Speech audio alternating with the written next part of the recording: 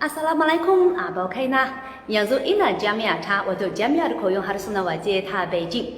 Na samu labarin cewa a wannan wata wato wata na Satumba da muke ciki an dauki wasu sabbin dalibai domin koya musu harshen Hausa nan da shekaru 4 masu zuwa. To yanzu sai ku biyo ni mu je mu ga yadda suke koyon harshen Hausa.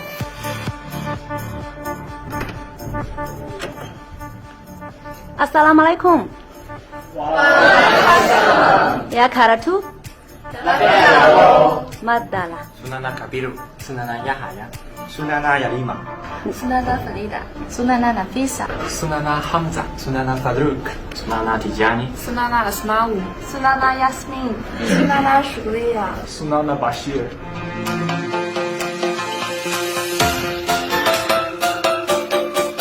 Me kake yi? Zan fara darasi yanzu. Wane ne malaminku?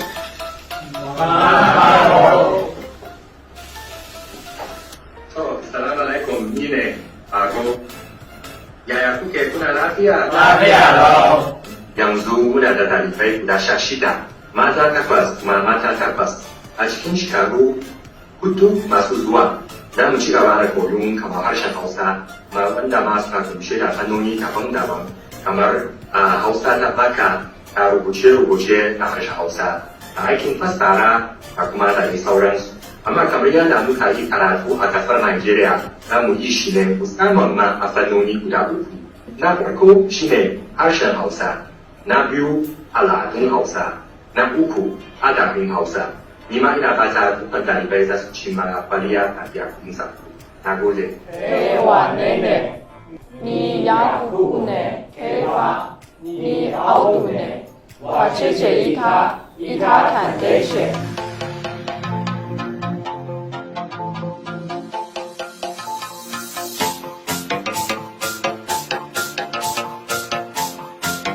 Farin ciki sosai da na samu damar yin hira tare da waɗannan ɗalibai. Har ma kamar na ji kamar na koma lokacin kuruciyata.